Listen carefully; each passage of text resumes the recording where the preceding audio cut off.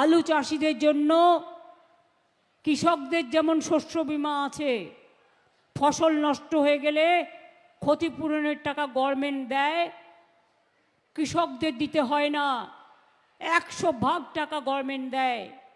তেমনি আলু চাষিদের জন্য আমরা শস্য বীমা করেছি। যে টাকা মনে রাখবেন, কারো যদি একটাও আলু নষ্ট হয় সে কিন্তু ক্ষতিপূরণ পাবেন, আপনার শস্য বীমা করা আছে। যার আলু বিক্রি করতে চান, গভর্নমেন্ট 30% আলু কোল্ড স্টোরেজে কিনে নেবে। তাছাড়াও সুফল বাংলা, ICDS, মিড ডে মিলে আপনাদের আলু কিনে আমরা রাখবো।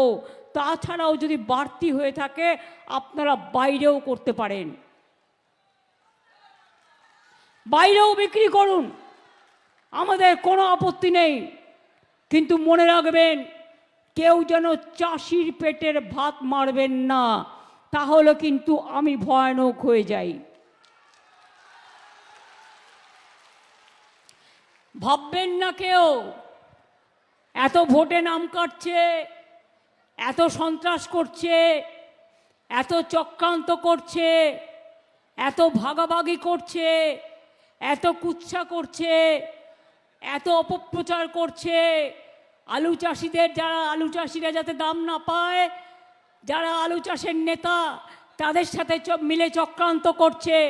আমি তাদের বলি, এটা বাংলা, এটা কৃষকের বাংলা, এটা শস্যের বাংলা, এটা শ্রমিকের বাংলা, এটা লক্ষ্মীর ভাণ্ডারের বাংলা, এটা কন্যাশ্রীর বাংলা, এটা আদিবাসীর বাংলা, এটা তপশিলির বাংলা, এটা হিন্দুর বাংলা, এটা মুসলিমের বাংলা, এটা শিখেদের বাংলা, এটা খ্রিস্টানদের বাংলা, এটা শ্রমিকদের বাংলা, এটা সমস্ত মানুষের বাংলা। অমিত শাহ, মোদী যে কি সাংঘাতিক নেতা কল্পনা করতে পারবেন না। এরা মানুষকে মানুষ মনে করে না। এদের ঔদ্ধত্য, এদের অহংকার, এদের অত্যাচার, এদের স্বৈরাচার, এদের এসআইআর।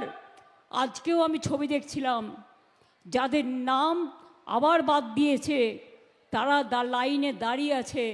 হিন্দু মহিলারা মাথায় সিঁদুর দেখা যাচ্ছে, হিন্দু বোনেরা দাঁড়িয়ে আছে, আদিবাসী ভাই বোনেরা দাঁড়িয়ে আছে, সংখ্যালঘুরা দাঁড়িয়ে আছে। কি ভেবেছে এরা? নোটবন্দির নাম করে, কেন আমি লক্ষ্মীর ভাণ্ডার করেছিলাম, নোটবন্দির নাম করে মেয়েদের ঘরে যেটুকু পয়সা ছিল সব নিয়ে নিয়েছে। বলে সব ব্যাংকে জমা করো, পুরনো টাকা রাখলে অ্যারেস্ট করব। ঠিক হয়েছিল কি না?